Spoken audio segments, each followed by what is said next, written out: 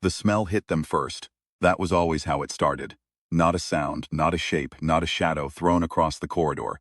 Just that faint, explicable sweetness riding the recycled air of Deck 7. The Vethrani crew called it the ghost smell. They filed incident reports about it in the terse, compound syllable language of their kind. Ports sat in queues. No senior officer bothered to open, because ghost smells did not register on bioscanners, and anything that didn't register on a bioscanner, by the standing logic of Vethrani command doctrine, did not exist. Sergeant Dara Solano had been not existing for 11 days. She was crouched in the maintenance crawlway above Engineering Bay 4, one cheek pressed against a cold conduit that smelled of copper and ozone, watching through a slatted grate as a Vethrani technician ran diagnostics on the drive assembly below. The technician was young. She could tell by the pale silver banding on its carapace, still bright, not yet oxidized to the dark gunmetal of the elders. It worked with the particular focused silence of someone who believed themselves completely alone. Dara did not move. She had not moved in 2 hours. On her forearm, beneath the layer of compound that had soaked through her uniform 11 days ago during the breach of Research Station Hollow 7, skin had taken on a faint amber sheen. The compound, a Vethrani bioreactive stealth medium, designed for their own infiltration specialists, and never meant for human physiology, had bonded with her epidermal layer in ways the research team back on Meridian Station would have found fascinating. The compound disrupted the electromagnetic signature of anything it coated. Every scanner on this ship, Dara Solano read as a minor background fluctuation, an atmospheric anomaly, a statistical blip that the system's error correction protocols quietly rounded to 0. She also, apparently, smelled like butterscotch. She had not noticed it herself at first. Her nose had adjusted within the first few hours. She had watched 2 separate Vethrani crew members stop mid-corridor, swivel their sensory clusters in confused arcs, and then keep walking with the slightly unsettled body language of a creature that has perceived something it cannot categorize and has decided, for the sake of cognitive peace, to forget it. The third time it happened, she had almost laughed. Almost. Laughing was how you got killed. She pressed herself flatter against the conduit and breathed slowly through her nose. Below, the young technician finished its diagnostic sweep and logged the results with 3 precise taps of its primary manipulators. Then it paused. Its sensory cluster rotated, not toward the grate, not toward Dara, but in a slow ambient survey of the bay, the way a creature does when it feels the texture of a space change without being able to name why. It stood like that for 4 full seconds. Dara counted them. Then it left. She exhaled, reached into the kit strapped to her left thigh, and withdrew a data chip the size of her thumbnail. Chip contained 14 months of intelligence, personnel manifests, navigational logs, weapons test schedules, and the coordinates of the processing facility on Vethkara, where 312 human prisoners were being held under what the Vethrani collective officially classified as remedial quarantine. She had pulled it from a command terminal on day 6, moving through the ship like a rumor, a smell on the air, like something the scanners kept forgetting to record. She needed to get it out. That was the problem she had been turning over in her head for 5 days, ever since she confirmed that the ship's communications array was shielded behind a biometric lock that required a living Vethrani operator to open. She couldn't transmit. She couldn't slip a signal out without being traced, and she couldn't take a shuttle. The bay was crewed around the clock, and even a ghost with a butterscotch problem couldn't open a launch door unnoticed. She needed help, and help, as far as she knew, 43 light-years away. What she hadn't known, couldn't have known, was that help was, in fact, 3 decks below her, in the form of one terrified civilian intelligence analyst named Priya Okafor, who had been hiding in a supply locker off the secondary mess since day 4, and had her own very significant problems. Had not intended to be on the Vethrani flagship Cascading Dominion when it broke orbit around the diplomatic station at Fenaru.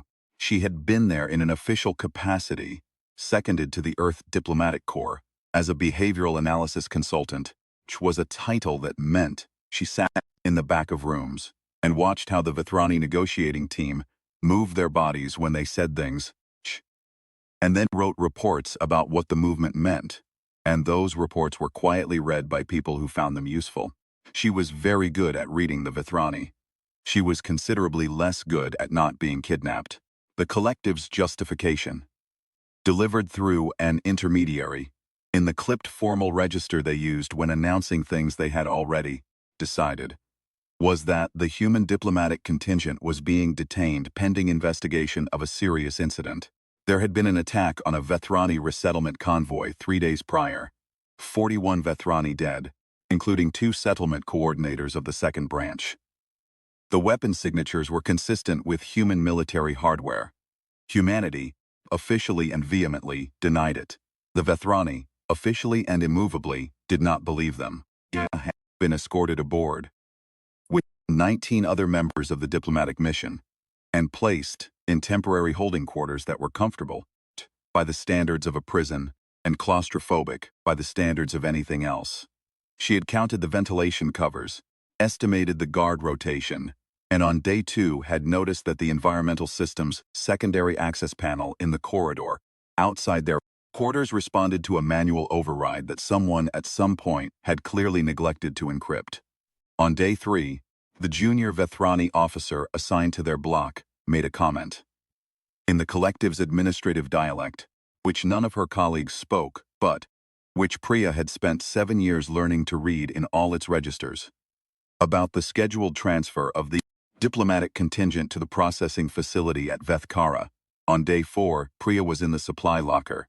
She had a ration bar, a water reclamation pouch, a handheld scanner she'd kept hidden in the lining of her jacket, and a growing conviction that something else was moving through this ship. Something that shouldn't be here. The scanner kept logging micro-fluctuations in the atmospheric composition of nearby sections. Tiny, intermittent, the kind of reading that would look like instrument noise to anyone who wasn't specifically looking for it. Priya was specifically looking for it. She sat cross-legged on a crate of Vethrani nutritional supplements, turned the scanner in her hands, and thought carefully about what she knew. Fluctuations had a pattern. They weren't random. They tracked through the ship in purposeful routes, maintenance corridors, access shafts, the kinds of paths someone would take if they were trying to move without being seen. Someone with knowledge of Vethrani ship architecture, someone military or military trained. Someone else who was not supposed to be here. She pulled a stylus from her pocket and wrote 2 words on the inside of her forearm, where she could see them. Not alone. Then she wrote a 3rd word, smaller, careful. The message appeared on day 9. Dara found it on the underside of a conduit coupling in the secondary maintenance shaft on deck 4. Scratched into the polymer casing with something sharp, in letters small enough to miss if you weren't close. She stared at it for a long time. Analyst, deck 4, supply locker C7, Scotch. Her chest did a complicated thing. Fear and relief, and the particular warmth of knowing you are not in fact the last human in the dark. She also registered, with some private amusement, that whoever it was had noticed the smell. Getting to C7 without triggering the guard rotation took her the better part of a day. She mapped the shift changes, found a gap, moved through it like smoke through a keyhole. She put her hand on the locker door and knocked 3 times, then twice, then once. The door opened on a chain of hand-carved polymer links, about 2 centimeters. One brown eye looked through the gap. "Oh," said the voice attached to the eye very quietly. "You're real." "I'm real," Dara said. "You smell like butterscotch." "I know." The chain came off. The door opened. Dara slipped inside. Pris Okafor was small and exhausted and had the particular controlled stillness of someone who had been frightened for a long time and had made peace with it. She looked at Dara, at the amber sheen on her skin, the military kit, compound-soaked uniform, with the focused, cataloging attention of a person whose job was reading things that didn't announce themselves. "What is that?" she said, gesturing at Dara's forearm. "Vethrani infiltration compound. Long story. It makes me invisible to their scanners. Not to their noses. Apparently not." "How long have you been on this ship?" 11 days. Priya absorbed this with a slow nod. Then she said, "Do you know who attacked the resettlement convoy?" The question landed in the small space between them, with a weight Dara hadn't been I know it wasn't us, she said carefully. That's not an answer. No. Dara looked at her. But it's a start. What do you know? Priya reached into her jacket and produced a full piece of ration packaging covered in tiny, careful notes. The attack happened at 0340 ship standard time on the 14th. The weapon signatures matched human military hardware, specifically the kinetic dispersal rounds used by the 7th Expeditionary. But the 7th was on joint exercise lockdown at Firebase Yura at the time of the attack. I verified it before I ended up here. She paused. The Vethrani behavioral team that briefed the command council. I watched the footage from the holding quarters. They were broadcasting it through the corridor speakers. 3 of the senior analysts showed the body language markers, the Vethrani use for deliberate omission. Not uncertainty, omission. They knew something they weren't saying. Dara went very still. You're saying someone in their own command structure is covering something. I'm saying someone attacked that convoy and wanted it to look like us. And whoever it is has access to human military hardware and Vethrani political channels. Priya folded the notes. And I think they're still on this ship. The silence in the locker had a particular quality. Dara thought about the routes she'd mapped, the section of the ship she'd avoided because the bioscan density was too high, the faint readings she'd caught twice on her own scanner. A signature that had puzzled her, because it was almost identical to her own. Almost. Compound, she said slowly. The one I'm coded with, it's not standard issue for their military. No. It's from the research division. Experimental. Who else would have access to an experimental batch? Priya looked at her for a long moment. Then she said, there's a Vethrani research officer on this ship. 3rd branch designation. That's the intelligence arm. He came aboard at Fen Aru on the same day as the diplomatic contingent. She tapped the notes. I logged it because 3rd branch officers don't typically travel with diplomatic missions. They don't mix chains of command that way. I wrote it up as an anomaly, and then we got kidnapped, so I didn't file the report. Name, designation, Vethsora Kelanthi, Senior Research Specialist, Experimental Compound Division. Dara exhaled. He's on this ship, coded.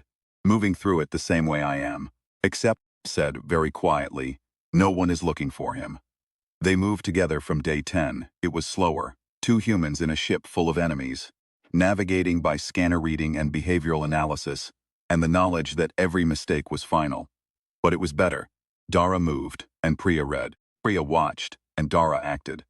The analyst had an almost uncanny ability to predict the Vethrani crew's movement patterns. She would pause, study the subtle shift in ambient sound through the bulkhead, and say things like, guard rotation in 3 minutes. They'll take the long corridor, because the senior officer always defers to the junior on this watch, and the junior has a route preference, and she was right, consistently with a reliability that made Dara feel like she was operating alongside a very calm oracle. How do you do that? Dara asked. Day 11, pressed beside her in a crawlway above the secondary bridge. Same way you move through this ship, Priya said. I pay attention to things that aren't looking back. Below them, the bridge crew worked in the particular focused silence of beings who believed they were unobserved. Dara watched the command officer, a senior Vethrani, dark carapace, 4 silver authority bands, reviewing something on the central display. The display was too far away to read, but the officer's posture, and the posture of the 2 junior officers flanking it, told a story that Dara couldn't quite parse. What are they doing? She murmured. Priya studied them for a long moment. Waiting, she said. Not for orders. They already have orders. They're waiting for confirmation of something. Something they're not certain about yet. She paused. The command officer is afraid. Of what? I don't know, but it's new. Whatever they're waiting for, they didn't know it was going to happen. That night, ship night, the lights cycling to their amber maintenance frequency. They found Kelanthi's trail. It was Dara who spotted it, a micro-fluctuation on her scanner, a ghost reading riding the atmospheric current from the forward storage section. She almost dismissed it as her own echo. Then she looked at the heading and felt her stomach drop. Forward storage section was adjacent to the ship's communications array. They moved fast, Priya mapping the route from memory, Dara clearing the corridors ahead with a hand gesture vocabulary they'd developed over 2 days of moving in silence together. Through the service tunnel, behind the array housing, up the access ladder, into the narrow maintenance gallery that ran the length of the communications equipment. He was there. Veth Sora Calanthi was not invisible in the way Dara was invisible. Total, seamless, unreadable. His compound was applied differently, and Dara could see, now that she was close, the slight shimmer of it, the places where his carapace interrupted the coating's coverage. He was crouched over an open panel in the array housing, working with tools she didn't recognize on hardware she did.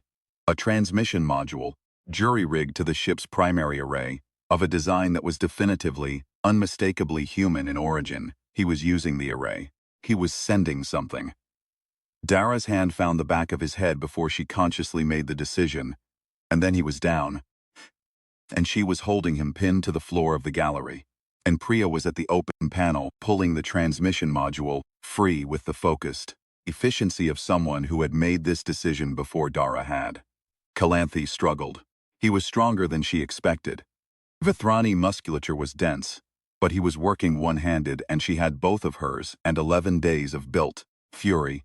"Stop," she said in his language, flat, quiet. The imperative register that didn't allow for argument. He stopped. In the silence, the soft blue indicator light on the transmission module pulsed once and went dark. Whatever he had been sending, it had gone. The data chip from day 6 contained everything.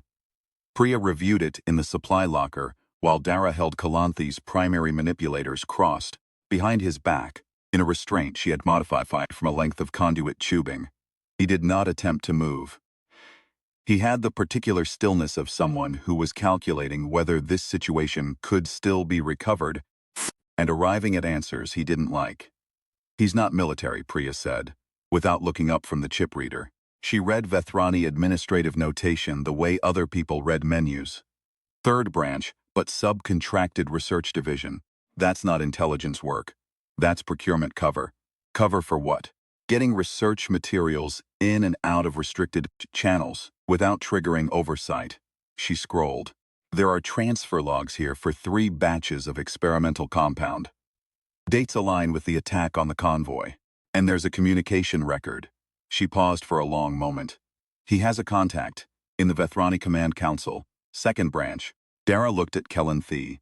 He looked back at her with the calm, flat attention of his species, but his secondary sensory cluster, the smaller one, vestigial in most adults that registered threat and proximity, was fanned wide open. "He's scared," Priya said, still reading. "Of what? Of what happens when the council finds out he failed. He was supposed to transmit the coordinates of our position, mine and the diplomatic teams, I think, to a 2nd branch faction that wants us dead before we can testify. He was also supposed to make sure this ship's command received fabricated evidence tying the convoy attack conclusively to human military command." She looked up. "He's not just framing humanity for the convoy. He's trying to start a war." Calanthi's secondary cluster fanned wider. In the Vethrani behavioral register that Priya had spent 7 years learning, it was the equivalent of a human's hands coming up empty in a gesture of surrender. Not contrition, not confession, just the acknowledgement of a gamble that had run its course.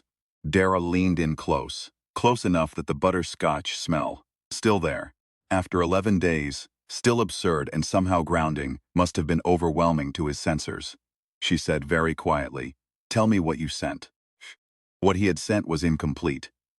The transmission had been cut at 70%. The coordinates had gone through. The fabricated evidence packet had not. That was the thread.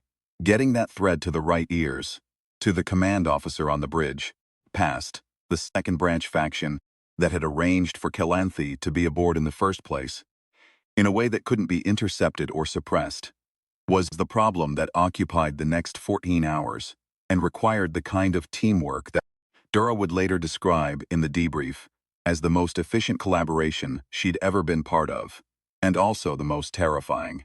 Priya's plan was built around a truth she had verified over 11 days of watching through vents and listening through bulkheads. The command officer of the Cascading Dominion was not part of the faction.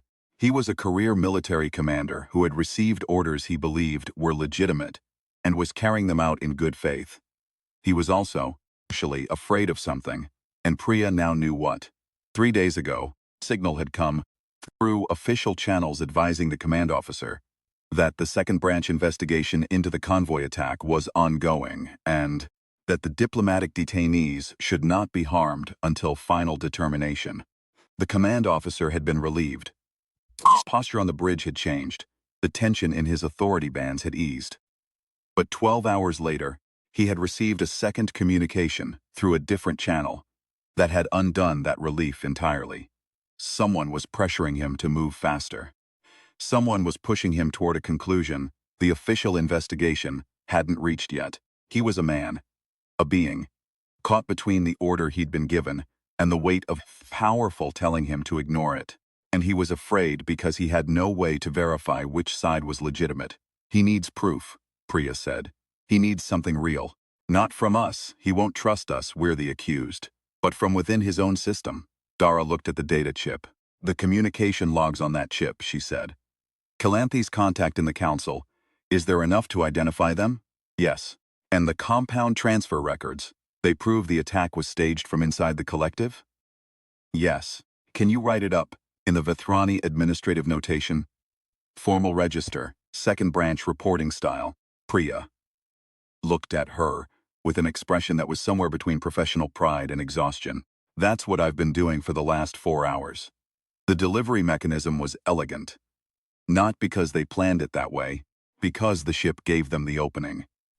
At 022 ship standard time, the environmental system ran its nightly atmospheric refresh cycle. For 11 minutes, the access panel to the command officer's personal terminal was in a section of the corridor that the guard rotation left due to a scheduling overlap that was technically a security failure, but which the Vethrani crew had long since stopped noticing, completely unmonitored. 11 minutes. Dara moved like a thought. Priya had the file formatted on a data chip identical to the ones the Vethrani administrative core used for internal communications. The command officer's terminal accepted it without resistance. Why wouldn't it?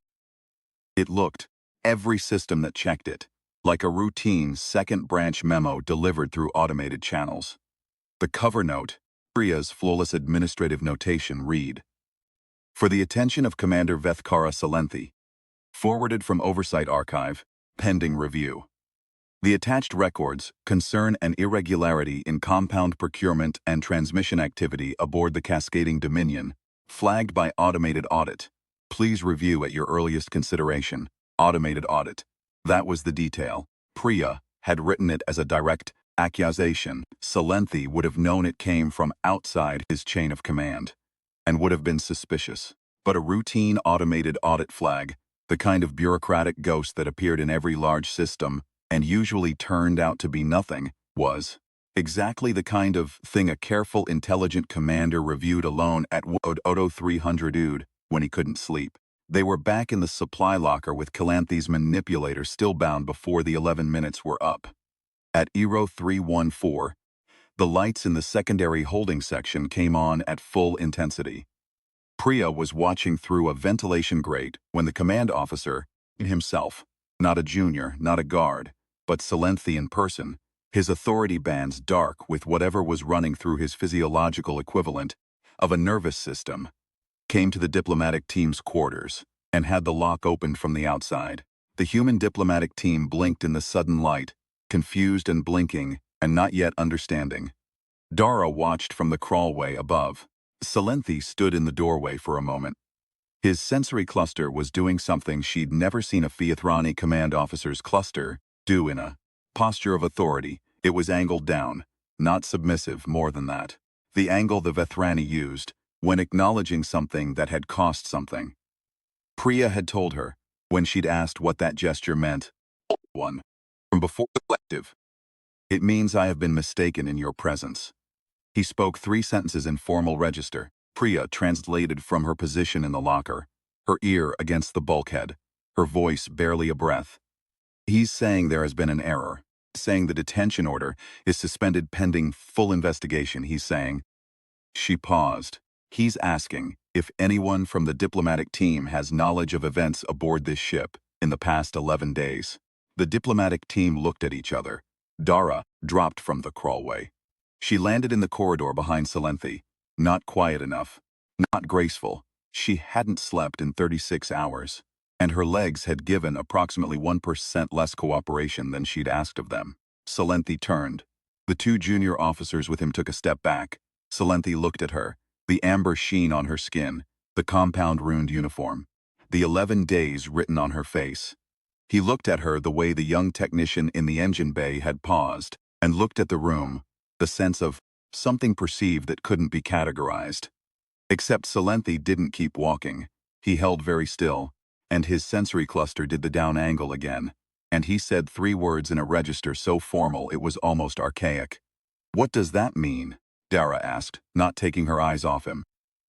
Priya's voice came from around the corner, around the crawlway, from the general direction of somewhere a bit further away than Dara had realized. He said, "I see you now." Dara thought about 11 days. She thought about moving through a ship like a smell on the air, like a fluctuation, the error correction systems rounded to 0, like something that didn't exist because no scanner confirmed it. She thought about Priya in the supply locker, writing notes on ration packaging, and a 7-year language education, and a civilian who had decided that a supply locker was preferable to a transport to Vethkara. She thought about the data chip. She thought about 312 people in a processing facility, and the coordinates she had, and the incomplete transmission that had given them the thread. She reached into her kit and produced the chip. "I need a communications array," she said, "and I need someone to open it for me." The debrief took 9 days. It happened aboard the joint emergency diplomatic vessel Patience of Accord, arrived at the Cascading Dominion's coordinates 31 hours after Commander Salenthi sent an authenticated emergency signal through his own chain of command. First such signal he'd filed in 16 years of service. Showed, requesting immediate oversight intervention, citing a third branch irregularity of significant scope. The Earth Diplomatic Corps representative who ran the debrief was a man named Yusuf, who had been doing this work for 22 years, and had the carefully maintained neutrality of someone who had heard most things and reserved reaction for the things that genuinely surprised him. Dara Solano's account surprised him. He listened for 4 hours on the first day. He listened to Priya Okafor's account for 3 hours on the second day. He reviewed the data chip for most of the third day, calling in a colleague who specialized in Vethrani administrative notation to verify Priya's interpretation of the communication logs. Colleague confirmed them, and then sat quietly for a moment in the way someone sits when they have just understood that something they thought settled is, in fact, not settled at all. The second branch faction member was identified as Veth Sora Kalanthi's contact on day 6 of the debrief, the arrest. They had a word for it in the collective, a careful word that implied removal pending review rather than guilt, because the Vethrani did almost everything carefully and in stages, was processed through official channels by day 8. On day 9, the Vethrani Oversight Council issued a formal statement. It was delivered in administrative notation, full formal register. Priya read aloud to Dara, in the small common room of the Patience of Accord, while they both held cups of coffee that tasted nothing like coffee, were hot and present and real. They acknowledged the convoy attack was executed by non-human affiliated parties using appropriated human military hardware, Priya read. They acknowledged the detention of the diplomatic mission was conducted under false pretenses. They acknowledged the evidence presented by the diplomatic analyst and the military observer. She glanced at Dara as material to the clarification of the incident. Material to the clarification, Dara repeated. It's the strongest affirmation they make, short of a formal apology, which will take another 6 months and 3 subcommittees. The prisoners at Vethkara. Release order was countersigned this morning. Transfer begins in 72 hours. Dara sat with that for a moment. The coffee cup was warm in her hands. Through the viewport, the Cascading Dominion sat at anchor. Still large, still imposing, still very much a weapon that had been pointed at humanity for 2 weeks. But the weapon had a different commander. Now, at least informally, Salenthi had requested temporary joint oversight of the ship pending the second branch investigation, which in the collective's procedural language meant he had voluntarily submitted his own ship to external review. Yusuf had described it, quietly, as an extraordinary act for a Vethrani officer. Priya had described it as the behavioral pattern of someone who had been waiting for a reason to do the right thing and had simply needed the reason to be undeniable enough. 7 years, Dara said. Priya looked at her. You spent 7 years learning to read them. And you did it alone in the dark with a ration bar and a scanner. You spent 11 days moving through their ship without being seen. That was the compound. The compound kept you off their scanners. Getting to that terminal in 11 minutes was you. Dara looked at her for a moment. We should write a paper. On what? On what it takes. She turned the coffee cup in her hands. To be perceived by something that doesn't think you're real. Priya considered this with the focused, cataloging attention she brought to everything. That would be a long paper, she said. 52 minutes of narration, Dara said. Give or take. Outside in the middle dark between ships, the stars were the same stars they had always been. Indifferent, enormous, achingly beautiful, in the way of things that were present long before you arrived, and would be present long after you left. Dara had been not existing for 11 days, and now she existed again. And the coffee was bad, and the viewport was scratched, and her skin still had a faint amber cast that the medical team said would fade in 3 to 4 weeks. She still smelled faintly of butterscotch. Priya said, without looking up from the formal statement she was translating. It's actually not unpleasant. The smell? Yes. I've been living with it for 11 days. I have no objectivity left. It's warm. Like, Priya paused, searching. Like something your grandmother made. Something you ate when the world felt smaller and safer. Dara looked out at the dark.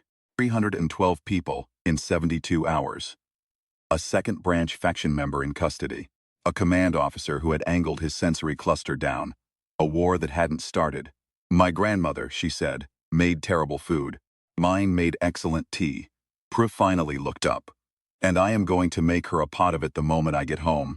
And I am going to tell her absolutely nothing about the last 2 weeks. That's probably wise. And then, Priya said, I'm going to file the most detailed behavioral analysis report of my career. I'm going to title it, Observable Indicators of Deliberate Omission in Vethrani Council Testimony, and it is going to be so thoroughly cited and footnoted that no one will be able to dismiss it. Who's going to read it? The right people. Eventually. She folded the formal statement with the same precise care she brought to everything. Things that are true tend to get found, even when they're invisible. Dara thought about that, about how she had moved through this ship, undetectable, unverifiable, rounded to 0 by every system that checked. About how Priya had sat in a supply locker and read the room through a bulkhead and been more dangerous than anything that had a weapon. There was something specifically human about it, she thought. Not the courage. The Vethrani had courage. The Vethrani had exceptional soldiers and careful strategists and a commander who had been willing to submit his ship to review. This particular thing, this stubborn, specific insistence on paying attention to the things that weren't looking back, on noticing the detail that didn't fit, on sitting in the dark with inadequate tools and deciding that the tools were sufficient because you were the one holding them. The compound had made her invisible to their technology. She had made herself invisible to their assumptions. Those were different things. The second one was harder to apply, and the second one was what had mattered. Get some sleep, Priya said, not unkindly. You get some sleep. I'm finishing this translation. You've been translating for 9 days. There's a subjunctive clause in paragraph 4 that I want to be certain about. The difference between 2 interpretations is significant. Dara looked at her. How significant? The first interpretation means they regret the incident. The second means they're committed to preventing recurrence. She looked up, significant. Dara leaned over and looked at the clause. She did not speak Vethrani administrative notation. She looked at it anyway. What does your gut say? Priya was quiet for a moment. The second one, she said. The command officer's posture when he gave the order to release the detainees. The way he held his authority bands. That's not the posture of regret. That's the posture of resolution. Dara sat back. Watch the stars. Then that's what it means, she said. Priya looked at her with an expression that was not quite a smile. She was too careful for that, too precise, but was something in that territory. You don't read the language. I read people, Dara said. Yours, specifically. And you know the second one is right. A pause. Then Priya wrote the second interpretation in the margin, circled it, and set the document down. They sat in silence for a while. The ship hummed around them with the particular frequency of held breath. Everything in motion, everything in suspension, the moment between the thing that happened and the thing that comes next. In 72 hours, 312 people would step off a transport onto soil that was not a prison. In 6 months, 3 subcommittees would begin arguing about the wording of a formal apology. In 7 years, a behavioral analysis report titled Observable Indicators of Deliberate Omission in Vethrani Council Testimony would be required reading at the Earth Diplomatic Corps Training Academy. And the officer cadets who read it would not know they were reading the product of a supply locker and ration bar, and a woman who had decided that paying attention was the most dangerous thing she could do.